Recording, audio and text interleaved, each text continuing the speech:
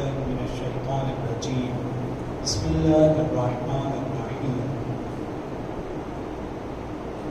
رب اشرح لي صدري ويسر لي أمري واحلل عقدة من لساني يفقهوا قولي لا حول ولا قوة إلا بالله العلي العظيم حسبنا الله ونعم الوكيل نعم المولى ونعم النصير الحمد لله رب العالمين والعاقبة للمتقين والجنة للمؤمنين والنار للمشركين والكافرين والملحدين والمنافقين ثم الصلاة والسلام والتحية والإكرام على أشرف الأنبياء والمرسلين خاتم النبيين شفيع المذنبين أبي القاسم المصطفى محمد اللهم صل على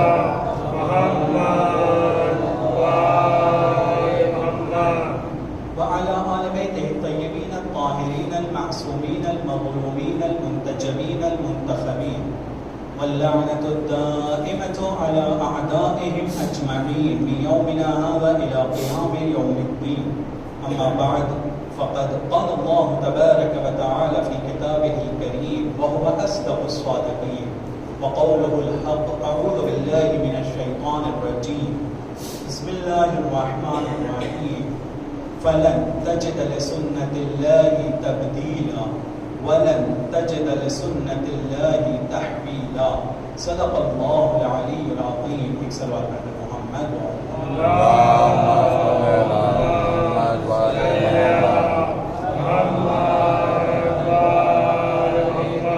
خداوند عالم قرآن مجید میں ارشاد فرماتا ہے کہ میری سنت میں، میرے قانون میں، میرے اصولوں میں کسی بھی طرح کی کوئی تبدیلی کبھی نہیں آئے گی۔ اس کے قانون، اس کے اصول، اس کی سنت ہمیشہ ایک طرح کی ہے، وہ بدلنے والی نہیں ہے۔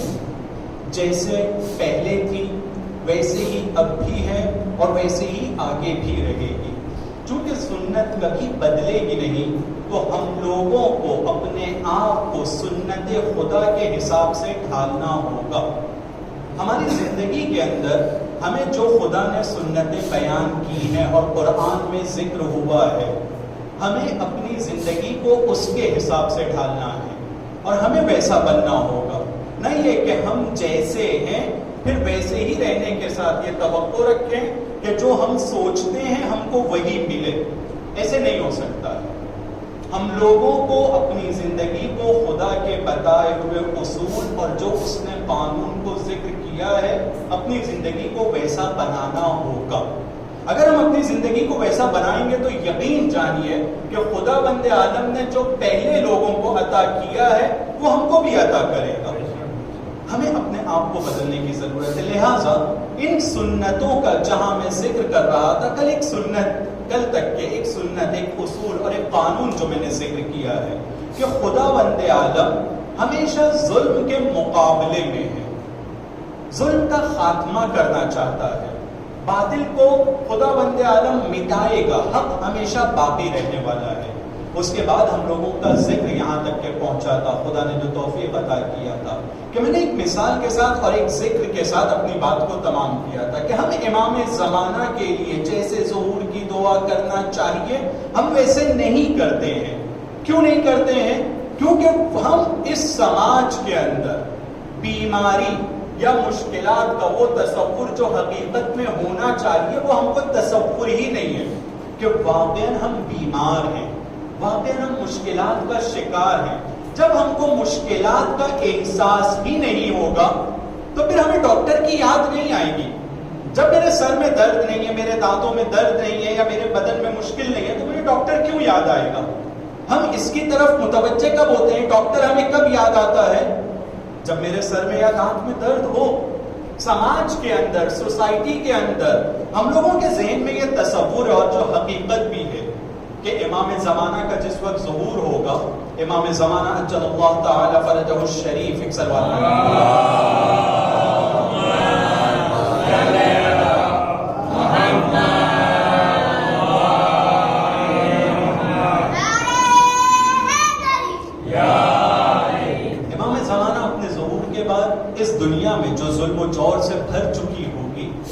اس ظلم و جور سے بھری ہوئی دنیا میں عدل و انصاف کو قائم کریں گے.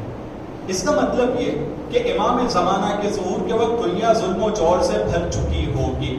وہ آئیں گے, عدل و انصاف قائم کریں گے. ایک سوال ہے, اور وہ سوال یہ ہے کہ ہم نے اس بات کو اپنے بچپن سے سن رکھا ہے کہ امام زمانہ کا ظہور کب ہوگا؟ جب دنیا ظلم و جور سے بھر جائے گی. جب دنیا ظلم و جور سے بھر جائے گی. تو کیا آج دنیا میں کوئی ایسی جگہ ہے جہاں ظلم و جور نہ ہو رہا ہو؟ کوئی ایک جگہ بتائیے جہاں دنیا میں ظلم و جور نہ ہو رہا ہو. ویسٹ, غرب یعنی مغرب کے آخری نقطے سے لے کر مشرق کے آخری نقطے تک, شمال نارتھ سے لے کر ساؤتھ کے آخری نقطے تک کے دنیا میں کوئی جگہ بتائیے جہاں ظلم و جور نہ ہو رہا ہو. اپنے گھر سے لے کر اپنے ملک اور پوری دنیا کو دیکھ لیں ہم لوگ, الگ الگ طریقے کے ظلم و جور ہوتے ہیں. بہت سارے ظلم کبھی ہم اپنے نفس کے اوپر کرتے ہیں, کبھی اپنی فیملی کے اوپر ہوتا ہے, کبھی اپنے خاندان کے اوپر ہوتا ہے, کبھی اپنے آس پاس کے پڑوسیوں کے اوپر. ہر طرح کا ظلم کر رہے ہیں ہم لوگ, یا ہمارے درمیان پایا جاتا ہے. اگر میں نہیں کر رہا ہوں لیکن ہماری سوسائٹی میں ظلم پایا جاتا ہے الگ الگ طریقے سے. تو جب دنیا کے ہر چپے پر ظلم پایا جاتا ہے تو امام زمانہ کا ظہور کیوں نہیں ہو رہا ہے؟ ہم لوگوں نے بچپن سے اس بات کو سنا ہے نا, کب ظہور ہوگا؟ جب دنیا ظلم و جور سے بھر جائے گی. بھائی ظہور کیوں نہیں ہو رہا ہے؟ کیا دنیا ظلم و جور سے نہیں بھری ہے؟ تو آپ سب ابھی ظاہراً اپنی گردن کو ہلا کر یہ کہیں گے نہیں, دنیا میں ظلم و جور تو بھر چکا ہے. جب دنیا میں ظلم و جور ہو گیا تو وہ جو آپ اور ہم نے بچپن سے سیکھا ہے کہ امام زمانہ کا ظہور ہو جانا چاہیے, تو کیوں نہیں ہو رہا ہے؟ اس نقطے کو سمجھنا ہم لوگوں کے لیے بہت ضروری ہے کہ دنیا میں ظلم و جور بہت بھر چکا ہے اور بہت زیادہ ظلم و جور ہو رہا ہے. اس میں کوئی شک نہیں ہے, اس میں کوئی ہم لوگوں کو اس بات کی گنجائش نہیں ہے کہ ذرا بھی اس کے اندر ہم ڈاؤٹ لے کر آئیں یا تردید کریں کہ نہیں ایسا نہیں ہے. دنیا ظلم و جور سے بھر چکی ہے, لیکن دو کلموں کی طرف توجہ دینا بہت ضروری ہے. دنیا ظلم سے بھر چکی ہے لیکن دنیا میں مظلوم نہیں ہے. اب آپ کے ذہن میں یہ سوال ہوگا کہ ایسے کیسے ہو سکتا ہے کہ دنیا میں ظلم ہو لیکن مظلوم نہ ہو؟ مظلوم اسے کہتے ہیں کہ جب کسی کے اوپر ظلم ہوتا ہے تو اس کو اس بات کا احساس ہو کہ مجھ پر ظلم ہو رہا ہے.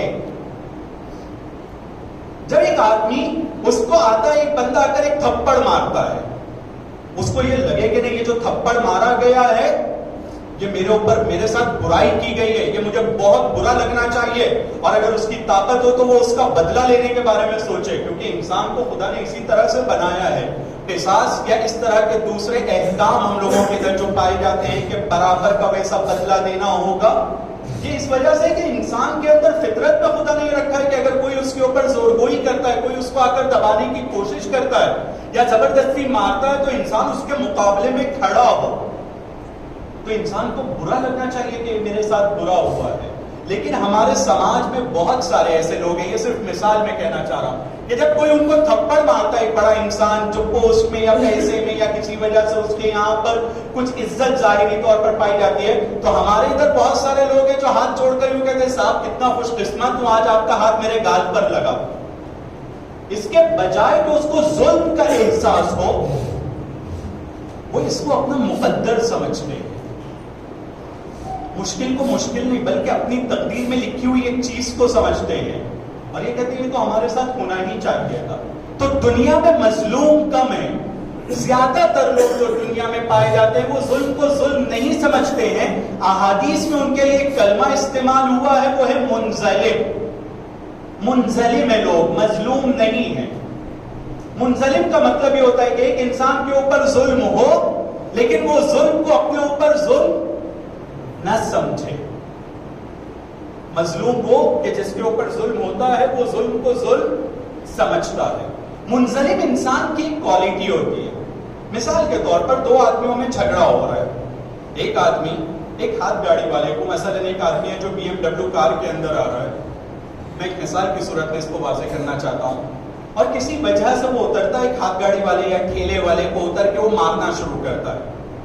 وہ بیچارہ انسان جس کو مارا جا رہا ہے وہ بیچارہ ٹھیلے والا ایک BMW کار سے, مرسیڈیز بینز کار سے ایک آدمی اترتا ہے اور اس کو مارتا ہے.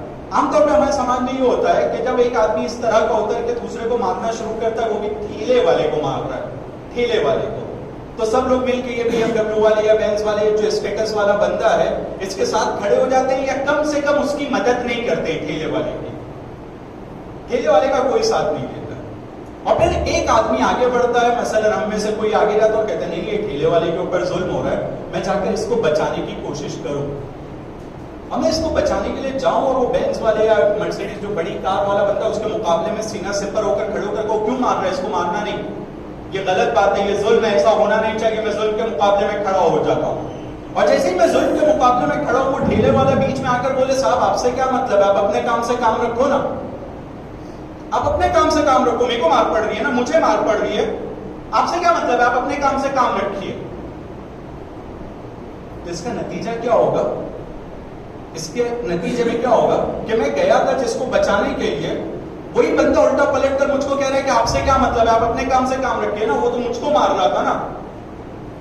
تو کتنا برا فیل ہوگا نا کہ بھائی میں تجھ کو بچانے آیا تھا، میں تیری مدد کرنے کے لیے آیا تھا، اور جب میں اس کو کہوں کہ میں تیری مدد کے لیے آیا، نہیں مجھے آپ کی مدد کی ضرورت ہی نہیں ہے، میرے ساتھ کچھ برا ہوا ہی نہیں ہے، کوئی بینز والے صاحب بڑے آدمی ہیں، انہوں نے مجھ کو مار دیا، تو اس سے آپ سے کیا مطلب ہے، اور یہ کہہ کر وہ مجھے واپس کر دے۔ تو ہم لوگوں کی بھی کچھ اسی طرح کی حالت ہے۔ ہم چونکہ اس دنیا کے اندر دنیا کو ظلم و جور سے بھرا ہوا نہیں دیکھتے ہیں، اپنے آس پاس کی مشکلات کو اپنے اوپر محسوس نہیں کرتے ہیں، ہمیں یہ مشکلات لگتی ہی نہیں ہے۔ اور آج اگر امام آ جائے اور کہیں کہ میں تم لوگوں کے اوپر سے مشکلات کو دور کرنے کے لیے آیا ہوں، تو وہ ٹھیلے والے کی طرح ہم لوگ پلٹ کر کہیں گے صاحب امام اتنی اچھی زندگی چل رہی تھی، مہینے کے 25-30 ہزار کی کمائی ہو رہی تھی، بچے اچھے اسکول میں جا رہے تھے، آپ کی یہ جنگ اور آپ کی یہ ظلم کے خاتمے کے اعلان کی وجہ سے سب کچھ ٹھپ ہو گیا، میری کمائی میں بھی پرابلم ہو گیا ہے۔ کیوں کہوں گا میں یہ؟ کیونکہ مجھے مشکل لگتی ہی نہیں ہے، میں مظلوم نہیں ہوں، دنیا میں ظلم ہو رہا ہے لیکن میں مظلوم نہیں ہوں، میں منظلم ہو گیا ہوں، میرا یہ احساس مر گیا ہے کہ میں یہ محسوس کروں کہ مجھ پر ظلم ہو رہا ہے۔ ایک صلوات پڑھیں بر محمد و آل محمد۔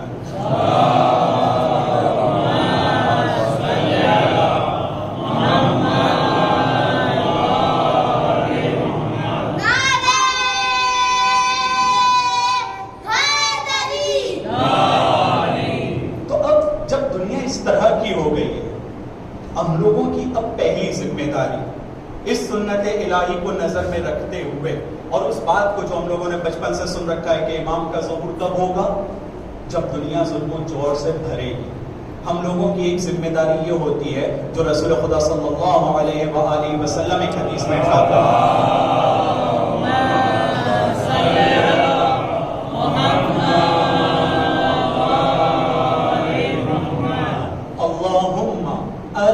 اشیاء کما ہی، اے خداوند متعال مجھے چیزوں کو ویسے جیسی وہ ہیں دیکھنے کی توفیق عطا کر، چیزیں جیسی ہیں میں ویسا اس کو دیکھ سکوں۔ ایک آدمی ہم سے مسکرا کر ملتا ہے تو مجھے یہ معلوم ہونا چاہیے کہ اس کے پیچھے مسکراہٹ کے پیچھے محبت ہے یا منافقت ہے، یہ معلوم ہونا چاہیے، جیسی ہے مجھے ویسی دکھائی دینا چاہیے۔ ایک آدمی یا ہمارے زمانے میں ہمارے آس پاس میں مثلا جو بھی مشکلات ہیں، ان مشکلات کو میں صحیح طریقے سے دیکھ پاؤں، ایسا نہ ہو کہ میرے گناہوں کی وجہ سے، میری دنیا سے محبت کی وجہ سے جیسے چیزوں کو دیکھنا چاہیے میں دیکھ بھی نہ پاؤں۔ تو سب سے پہلی ہم لوگوں کی ذمہ داری یہ ہے کہ ہمارے سماج میں جو چیزیں پائی جاتی ہیں ہم خدا سے دعا مانگیں کہ جیسی ہیں ویسے دیکھنے کی توفیق عطا کر۔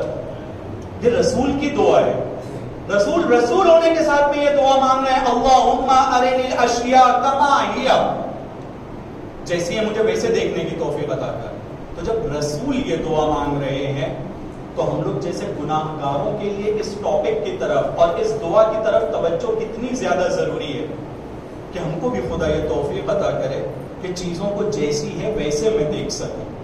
اور پھر جب میں نے یہ دیکھنا شروع کر دیا تو ہماری دوسری ذمہ داری ہوتی ہے کہ ہم لوگوں کو بتانا شروع کریں، جاگرکتا، بیداری پھیلانا، لوگوں کو اس کی طرف متوجہ کرنا کہ ہم لوگ بہت کٹھنائی والے ماحول میں ہیں، بہت مشکلات والے ماحول میں ہیں، تاکہ ان کے دل میں وہ انتظار پیدا ہو کہ ایک بندہ آئے گا جو ہماری مشکلات کو دور کرے گا۔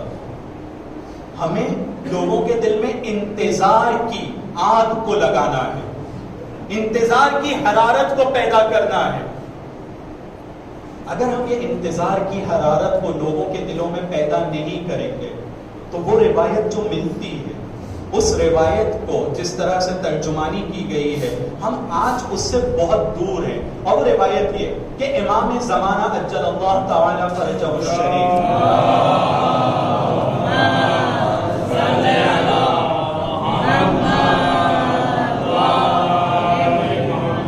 جس وقت ظہور کریں گے اس وقت خانہ کعبہ سے ٹیک لگا کر کھڑے ہوں گے ہمارے مولا، اور کیا جملہ ارشاد فرمائیں گے؟ الا یا اہل العالم، دنیا والوں سنو، خبردار ہو جاؤ، جان لو، ان جدی الحسین قد قتل عطشانا، میں وہی ہوں جس کے دادا کو کربلا کے میدان میں پیاسا مارا گیا ہے۔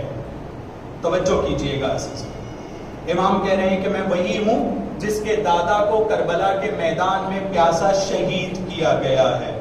ان جدی الحسین قد قتل عطشانا۔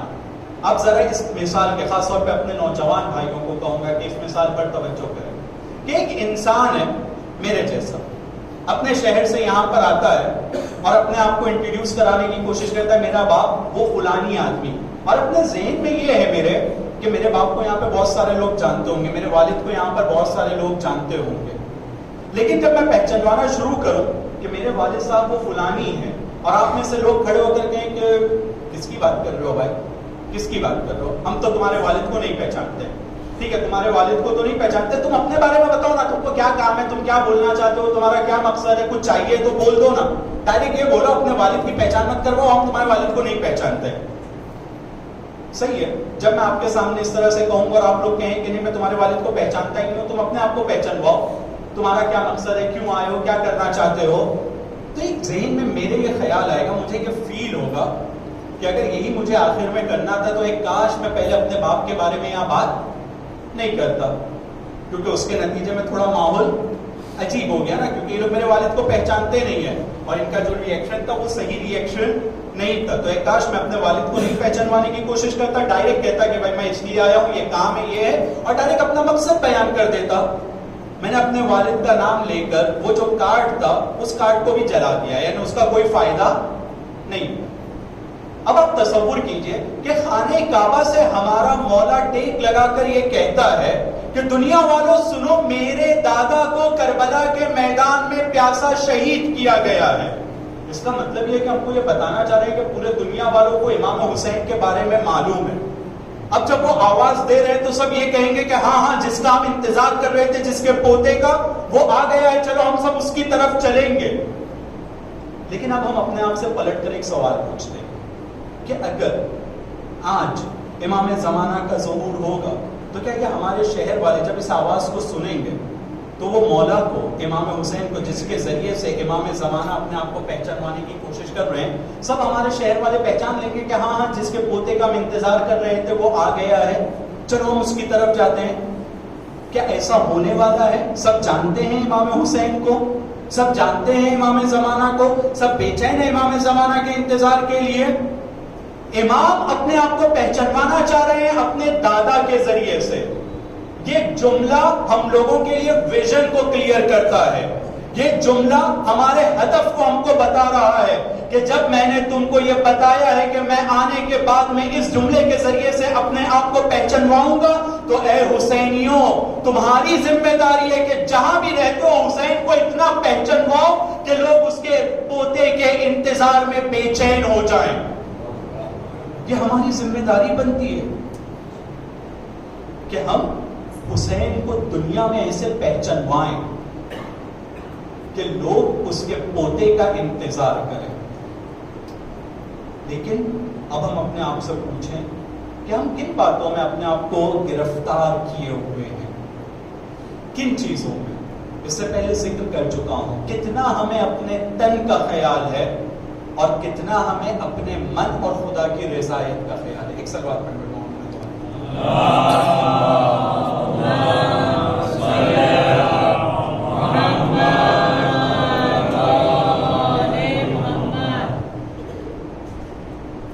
تو ہم لوگ اپنے آپ سے پوچھیں کہ کتنا ہم نے اس کا انتظام کیا ہے, ہم کتنا اس کی طرف توجہ دے رہے ہیں. وہ ویژن, وہ مقصد جو ہمارے سامنے رکھا گیا ہے کہ ہمیں ہر ایک کو حسینیت کو سمجھانا ہے تاکہ وہ وقت کے امام کا انتظار کرے. کتنا بڑا ویژن ہے. اتنے بڑے ویژن کے لیے, اتنے بڑے ڈیسٹینیشن اور مقصد کے لیے جو ابھی ہم سے بہت دور ہے, ہم کتنی محنت کر رہے ہیں, ہم کیا کر رہے ہیں. ایک ڈیسٹینیشن, ایک مقصد جب ہم سے دور ہوتا ہے, ایک ویژن دور ہوتا ہے, تو اس کو حاصل کرنے کے لیے ہماری سرعت اور توجہ کتنی زیادہ ہونا چاہیے. لیکن ہم اس مقصد اور اس ویژن سے اپنے آپ کو ایک نئے دوسرے ڈائریکشن کی طرف لے کر جا رہے ہیں. نتیجہ کیا ہوگا اس کا؟ کیا ہم وہ کردار جو ہم کو ادا کرنا چاہیے امام زمانہ کے ظہور کا مقدمہ فراہم کرنے کے لیے ہم اتر رہے ہیں؟ اس بات کو ہم سب اپنے ذہن میں پوری طرح سے بٹھا لیں کہ اگر اس کام کو انجام دینے میں ہم اپنی ذمہ داری کو ادا نہیں کریں گے تو ایسا نہیں ہے کہ خدا اور امام زمانہ کا کام رک جائے گا, وہ کام ہونے والا ہے. لیکن یہ اچھا موقع جو ہم کو اور آپ کو ملا ہے کہ ہم اس کے اندر اپنا رول ادا کر سکیں, اپنا کردار ادا کر سکیں, یہ فرصت اور یہ توفیق ہمارے ہاتھ سے چلی جائے گی. یہ موقع ہمارے ہاتھ سے چلا جائے گا, جو امام زین العابدین علیہ السلام بہت اچھے انداز میں ارشاد فرماتے ہیں.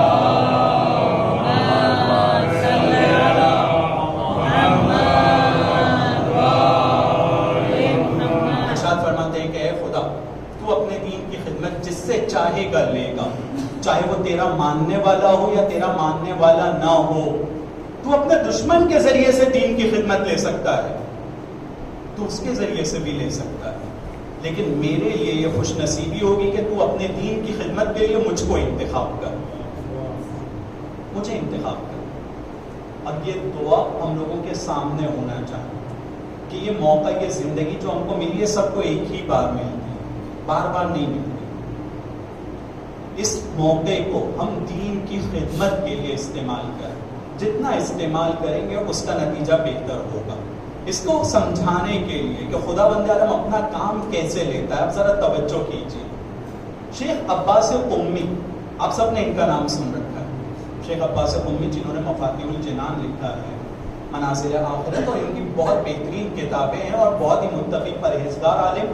ان کے بارے میں یہ ملتا ہے کہ مفاتیح الجنان, ایسے ہم لوگوں کے یہاں دعائیں بہت زیادہ ہیں, بہت ساری دعائیں پائی جاتی ہیں, لیکن شیخ عباس قمی نے مفاتیح الجنان لکھنے کے لیے اپنے لیے ایک اصول بنایا تھا. جس دعا پر اور جس کام کو انہوں نے انجام دیا ہے اور جس دعا کو پڑھا ہے, جن اعمال کو انجام دیا ہے, اسی کو انہوں نے مفاتیح میں لکھا ہے. یعنی ان کی کوشش یہ تھی کہ کوئی ایسی بات مفاتیح میں نہ لکھوں جس پر میں نے عمل نہیں کیا ہے. عالم با عمل تھے, ان کی کوشش یہ تھی کہ جس پر میں نے عمل کیا ہے میں وہی لوگوں کے لیے لکھوں گا تاکہ لوگ اس سے استفادہ کریں. اور شاید ان کے خلوص اور ان کے عمل کا ہی نتیجہ تھا کہ آج مفاتیح الجنان ہم سب کے درمیان ویسے ہی پائی جاتی ہے اور ہم لوگ کے گھروں کی زینت بھی ہے. اور اللہ کرے کہ ہم لوگوں کے مصلح اور ہم لوگوں کی تعقیبات میں بھی اس کا استعمال ہو انشاءاللہ. ایک صلوات پڑھ کر محمد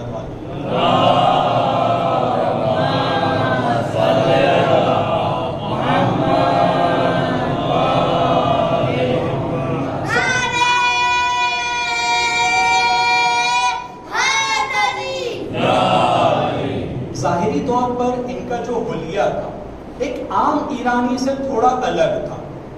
یعنی ان کی ہائٹ چھوٹی تھی, رنگ سانولا جیسا تھا, اور ظاہری طور پر یعنی جو ان کے حلیے کو میں ایک جس واقعی کی طرف اور جس نقطے کی طرف لے جانا چاہتا ہوں اس کی طرف آپ توجہ کیجیے گا. اور آنکھوں میں بھی دونوں آنکھوں کی سائز میں فرق تھا, یعنی ایک تھوڑی بڑی اور ایک تھوڑی چھوٹی اس ٹائپ کی دکھتی تھی. ہائٹ بھی چھوٹی اور پھر رنگ بھی تھوڑا سانولے جیسا, اور اس کے بعد آنکھ بھی ان کی اس طرح کی. اور اسی زمانے میں ایک اور عالم تھے امام خمینی رحمۃ اللہ علیہ. امام خمینی یہ اچھے ہیکل والے اور ظاہری طور پہ ان کا چہرہ یعنی کلر بھی ایک دم فیئر کلر, اور اس کے بعد میں ان کے جو چہرے پہ ایک خاص طرح کی نورانیت بھی تھی ان کے رنگ کی وجہ سے. اور ایک دونوں میں فرق تھا, ایک سید تھے اور ایک شیخ تھے. انقلاب آنے سے پہلے ایران کے اندر عام طور پہ لوگ مولانا لوگوں سے دور تھے. مولانا ایک ایسی مخلوق تھی کہ جس میں اور عوام میں بہت زیادہ فاصلہ تھا.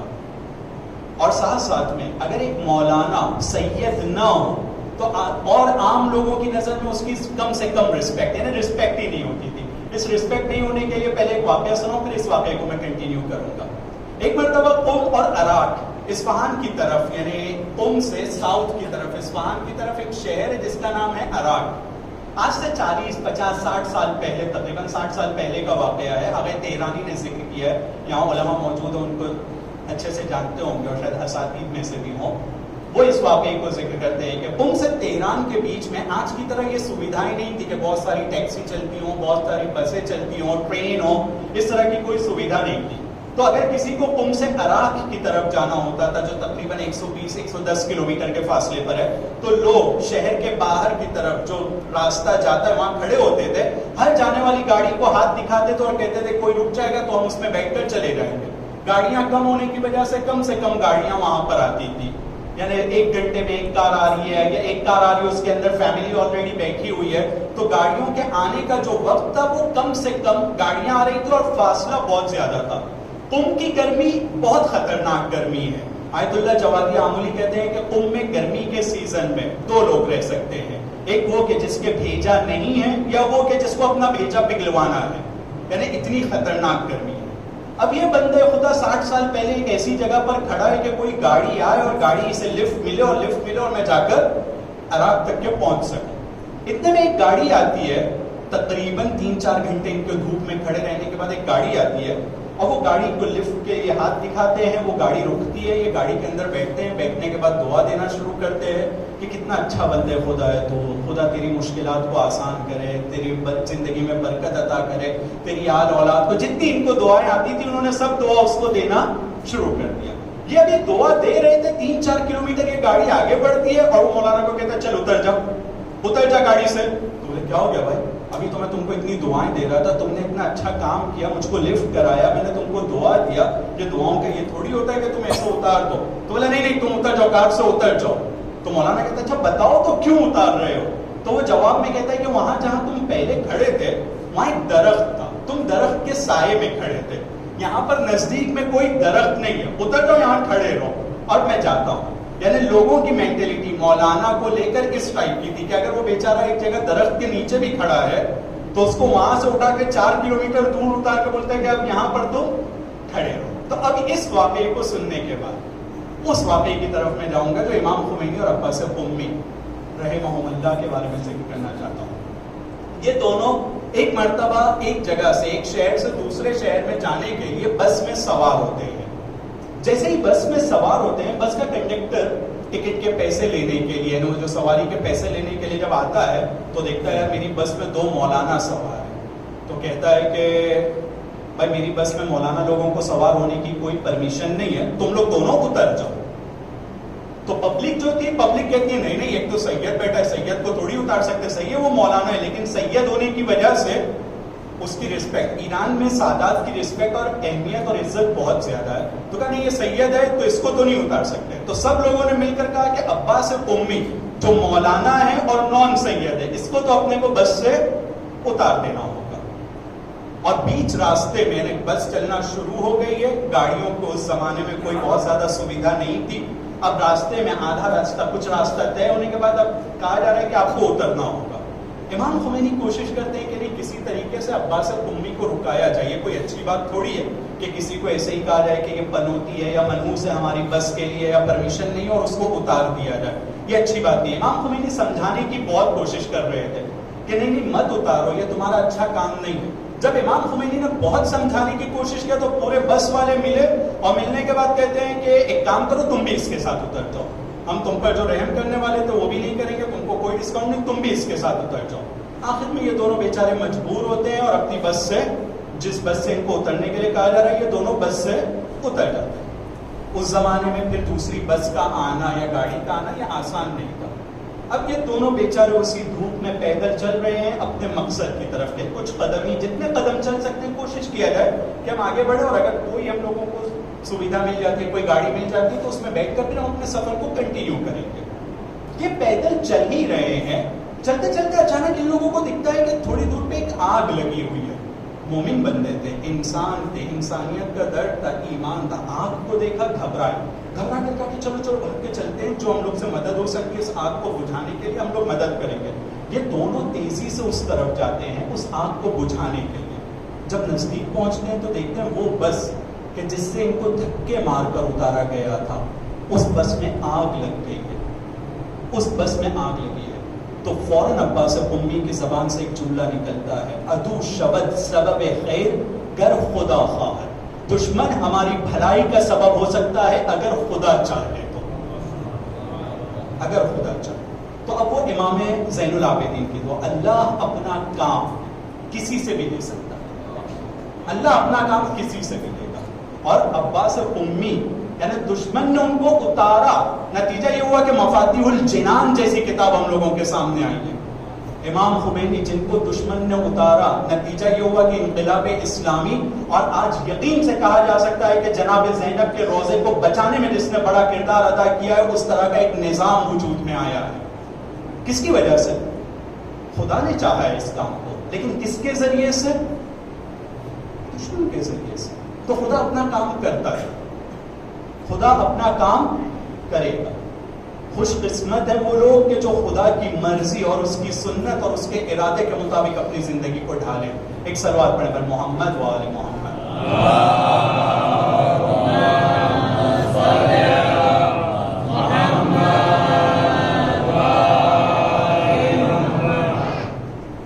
اب میں ایک نئی سنت یعنی اپنی لسٹ کے اعتبار سے ایک نئے پوائنٹ کی طرف جا رہا ہوں. سنت خدا ہے، بہت پرانی ہے، جب سے وہ موجود ہے تب سے ہے وہ سنت، لیکن لسٹ کے حساب سے ایک نئے پوائنٹ کی طرف جا رہا ہوں. اور وہ سنت ہے مشکلات، مصیبتیں.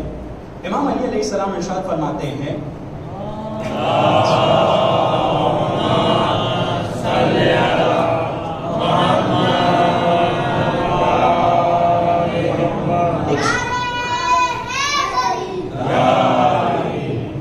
کو دیکھتے ہیں جو یہ دعا مانگ رہا ہے کہ خدایا مجھے ہر طرح کی مشکلات سے دور کر دے، میرے پاس کوئی مشکلات آنا نہیں چاہیے، کوئی بھی مصیبت مجھے نہیں چاہیے، میری زندگی کو ایسا بنا دے جس میں کوئی مصیبت ہونا نہیں چاہیے. تو امام علی علیہ السلام اس کو مخاطب ہو کر کہتے ہیں کہ ایسی زندگی اس دنیا میں ہو ہی نہیں سکتی. اس دنیا میں کوئی بھی انسان بغیر مصیبت اور بغیر مشکل کے جی نہیں سکتا، سب کو مشکلات آنا یعنی مشکلات. پھر قرآن میں خدا بند عالم ارشاد فرماتا ہے کیا وہ لوگ کہ جو لوگ ایمان لے کر آ چکے ہیں، کیا وہ یہ سمجھتے ہیں احسب الناس ان یترکوا، کیا لوگ یہ سمجھتے ہیں کہ اگر وہ ایمان لے کر آ گئے ہیں تو ان یترکوا ان کو چھوڑ دیا جائے گا. پھر آگے ارشاد فرماتا ہے وہم لا یفتنون، کیا وہ یہ سمجھتے ہیں کہ ہم ان کا امتحان نہیں لیں گے، ان کو مشکل میں نہیں ڈالیں گے، بلکہ ایمان لانے والوں کو بھی ہم مشکلات کے ذریعے سے آزمائیں گے. یہ خدا کی سنتوں میں سے ایک بڑی سنت ہے کہ ہر ایک کی آزمائش اس دنیا میں ہونے والی ہے، آزمائش ہر ایک کی ہونے والی ہے. لیکن اس آزمائش کے مرحلے میں، مصیبت کے مرحلے میں، یا قرآن میں ایک ورڈ یوز ہوا ہے اس آزمائش کے لیے فتنہ. جب کوئی مصیبت، فتنہ یا ابتلا یا بلا، یہ سب قرآن کے ورڈ ہیں، جب ہم لوگوں کے اوپر آتے ہیں تو اس وقت ہم لوگ کیسے اس کا مقابلہ کرتے ہیں، یہ امپورٹنٹ ہے.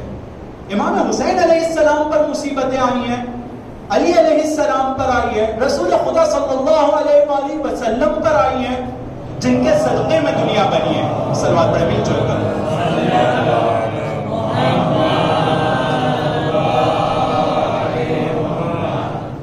تو جب ان سب کے اوپر مصیبت آئی ہے جن کے صدقے میں دنیا بنی ہے، تو ہماری اور آپ کی کیا حیثیت ہے؟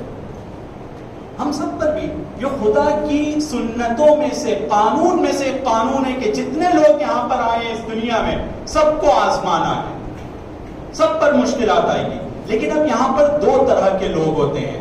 جب کسی پر مشکل آتی ہے تو ایک انسان یہ ہوتا ہے کہ اس مشکل وقت کے اندر اپنے رابطے کو خدا کے ساتھ بھول جاتا ہے اور اپنے آپ کو ایک ایسی جگہ محسوس کرتا ہے کہ اب یہاں سے وہ بچ نہیں سکتا ہے. جیسے میں نے وہ بنی اسرائیل کا واقعہ سنایا تھا جس میں وہ لوگ کہتے ہیں کہ انا لمدرکون، موسیٰ تم نے ہم کو بہت بری طرح سے پھنسا دیا ہے، آگے جائیں گے تو دریائے نیل اور پیچھے فرعون کا لشکر ہے.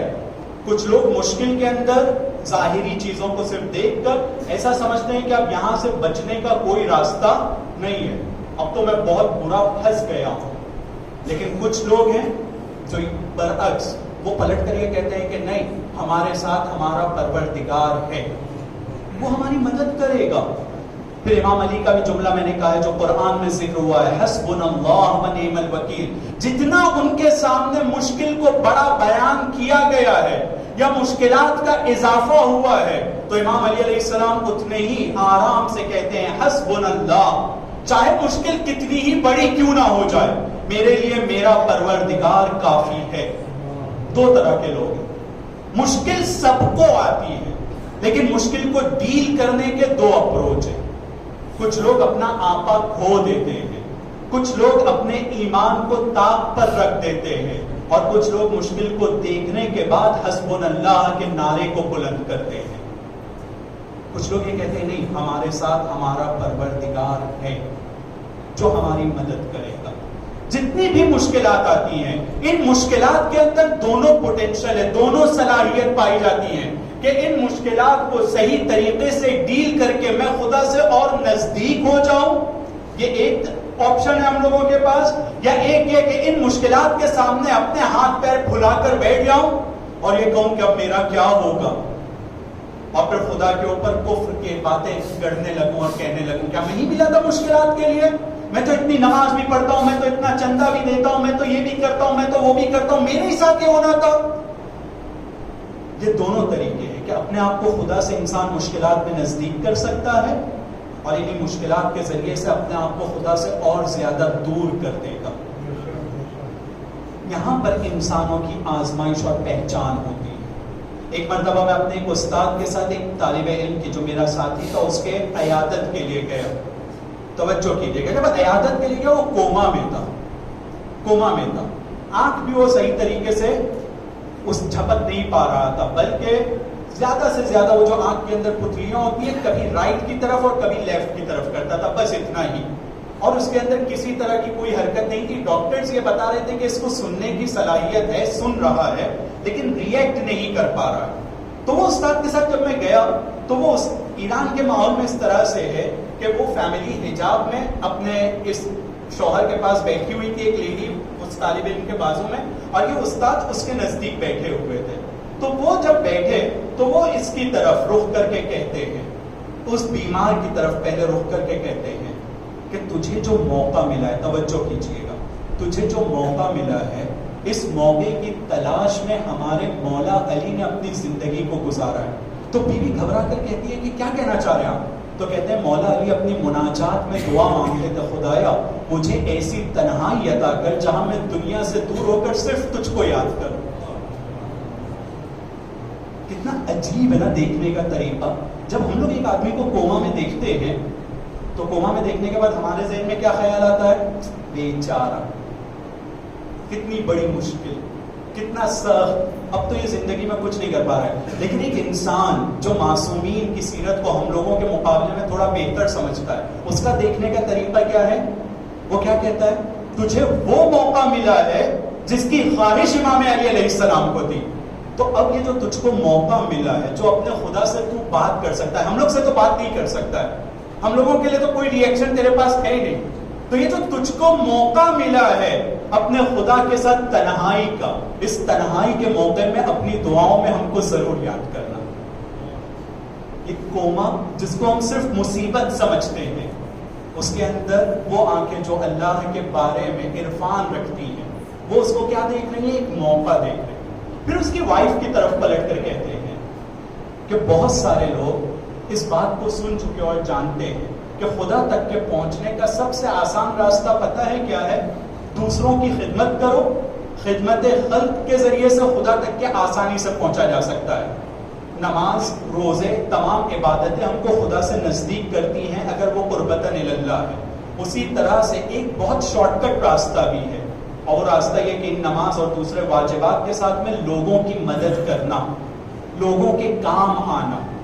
یہ ایک شارٹ کٹ راستہ ان تمام واجبات کے ساتھ میں ہے کہ جس کو اگر ہم انجام دیں تو ہم ایک ایک رات میں کئی ہزار راتوں کے سفر کو طے کر سکتے ہیں.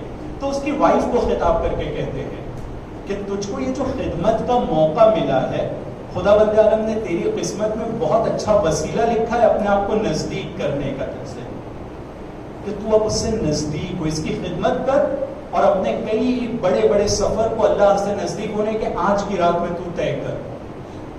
یعنی ایک آدمی اس طرح کے بیمار کو اگر اپنے درمیان دیکھتا ہے تو یہ سوچتا ہے کہ کتنی سخت زندگی ہو گئی ہے، کتنی ڈسٹرب ہو گیا میری زندگی کے اندر. لیکن ایک دوسرا انسان جو اللہ کے اصول کو جانتا ہے وہ پلٹ کر ہم کو یہ سکھاتا اور بتانے کی کوشش کر رہا ہے کہ استاد ہونے کے عنوان سے کہ یہ ایک شارٹ کٹ ملا ہے اللہ سے نزدیک ہونے کا. تو بیماری، میں اس پوائنٹ کی طرف پلٹ رہا ہوں کہ بیماری جس طرح سے میں نے ذکر کیا کہ ایک مصیبت کو ڈیل کرنے کا طریقہ، اگر وہ کوما میں پڑا رہنے والا انسان یہی سوچے کہ میں ہی ملا تھا کوما میں جانے کے لیے، تو نتیجہ کیا ہوگا؟ اس بیماری کے نتیجے میں اس کی عاقبت کیسی ہوگی؟ عاقبت سو، بری عاقبت، کہ اتنی مصیبت اس کے اوپر ظاہری طور پر آئی لیکن اس کے ذریعے سے اس نے اس کو صحیح سے ڈیل نہیں کیا اور اپنے آپ کو خدا سے دور کر دیا. لیکن اس کوما کے عالم میں، اس برے عالم میں وہ اپنے گناہوں کو، اپنے گزشتہ کو یاد کرتے ہوئے خدا سے معافی کے سلسلے کو شروع کر دے، خدا کے ذکر کو اپنے دل میں اور من میں کرنا شروع کر دے، تو وہی بیماری اس کو خدا سے نزدیک بھی کر سکتی ہے. وہی بیماری بیماری ہے، اس کے اندر یہ صلاحیت ہے کہ ایک طرف نزدیک بھی کر سکتی ہے اور دور بھی کر سکتی ہے. اب انسان کے ارادے پر ڈیپینڈ کرتا ہے کہ اس کے ذریعے سے اپنے آپ کو خدا سے نزدیک کرتا ہے یا دور کرتا ہے. وہ بیوی، اس کی ذمہ داری ہے ظاہری طور پہ سماج کے حساب سے کہ اس کو اس کے شوہر کی خدمت کرنا ہے. خدمت کرنے کے ساتھ میں دل میں یہ سوچے کہ کہاں پھنس گئی، کتنا برا ماحول ہے، کتنی زندگی ڈسٹرب ہو گئی ہے، اور پھر بھی خدمت کرے، تو اس کے نتیجے میں اس کو جو ثواب ملنا ہے وہ نہیں ملے گا. لیکن اگر وہ یہی کہے کہ نہیں، شوہر کی خدمت کرنا میری ذمہ داری ہے، ایک بیمار کا خیال رکھنا میری ذمہ داری ہے، خدا میری ذمہ داری اور میری اس عبادت کو قبول کر، تو اسی کام کے ذریعے سے وہ اپنے آپ کو اور خدا سے نزدیک کر سکتی ہے. کام ایک ہی ہے، کام کر ہی رہے ہیں، زندگی گزار ہی رہے ہیں، لیکن دو الگ الگ نیت سے ایک مرتبہ ہم اوپر کی طرف جاتے ہیں اور ایک مرتبہ ہم نیچے کی طرف آ جاتے ہیں. ایک مرتبہ ہمارا درجہ فرشتوں سے بڑھ کر ہو جاتا ہے اور ایک مرتبہ خدا ارشاد فرماتا ہے اولئک کالانعام بل هم اضل، یہ جانوروں کی طرح ہے یا جانوروں سے بھی گئے گزرے ہیں. ایک ہی جگہ پر یہ دونوں چیزیں ہیں. مصیبت خدا کی سنتوں میں سے ایک سنت، لیکن اس سنت اور اس اصول کو ہم لوگوں کو ڈیل کرنا سیکھنا ہوگا، اور اس سنت کو ہم لوگوں کو ڈیل کرنے کا جو طریقہ ہے وہ کربلا کے میدان میں سکھایا گیا ہے الگ الگ جگہ. کربلا کی اگر تاریخ کو اور مقاتل کی روایتوں کو ہم دیکھیں تو جس امام حسین کے بارے میں ہم کو یہ ملتا ہے کہ صبح عاشور راوی یہ نقل کرتا ہے کہ چمکتا ہوا چاند دکھ رہا ہے. عصر عاشور اسی امام حسین کے بارے میں، جبکہ مصیبتوں کے پہاڑ ٹوٹے ہیں، اسی امام حسین کے بارے میں عصر عاشور راوی یہ کہتا ہے کہ میں نے چمکتے ہوئے سورج کو دیکھا. ایک آدمی پر جب مصیبتیں آتی ہیں تو اس کا چہرہ نڈھال ہو جاتا ہے، لیکن جس کو صبح میں چاند کہا ہے عصر عاشور اس کو سورج کہا ہے. جناب زینب کا وہ جملہ ہم لوگوں کے لیے بہت بڑا سبق ہے جس میں کہتی ہیں ما رأیت الا جمیلا. جب دندان مبارک کی توہین کرتے ہوئے لعین یہ کہتا ہے دیکھا تمہارے خدا نے تمہارے ساتھ کیا کیا، تو امام حسین نے جناب زینب نے جواب میں کیا کہا؟ ہم نے اس سے اچھائی کے علاوہ، خوبصورتی کے علاوہ کچھ دیکھا ہی نہیں. یعنی کیا؟ علی اصغر کو تیر لگنا جمیل تھا، خوبصورتی کہہ رہی ہے جناب زینب. علی اکبر کے سینے میں برچی کا پھل ما رأیت الا جمیل.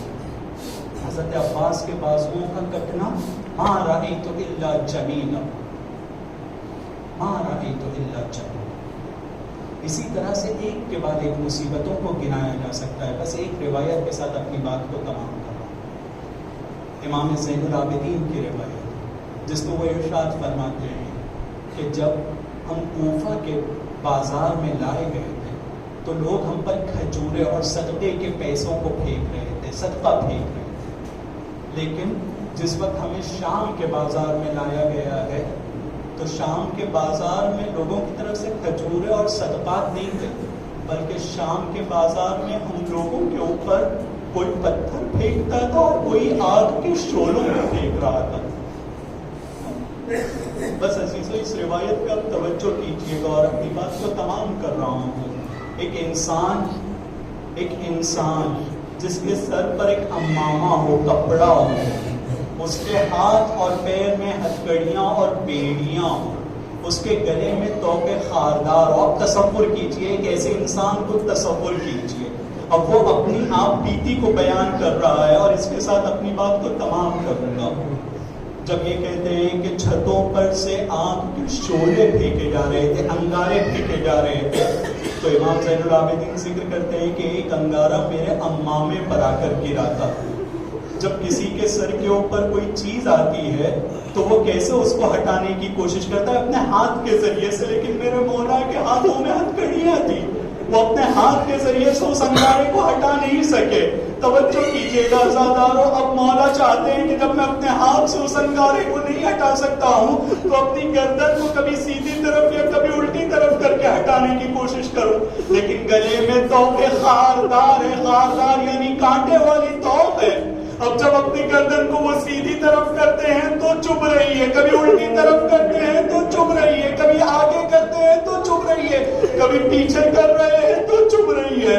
پھر ارشاد فرماتے ہیں کہ ایک وقت یہ آیا کہ اس انگارے کی وجہ سے میرا پورا امامہ جل گیا. اور پھر ذکر کرتے ہیں کہ ایک وقت یہ بھی آیا کہ میرا امامہ جلنے کے بعد اس انگارے نے میرے سر کے بالوں کو بھی اور میرے سر کی کھال کو بھی جلایا.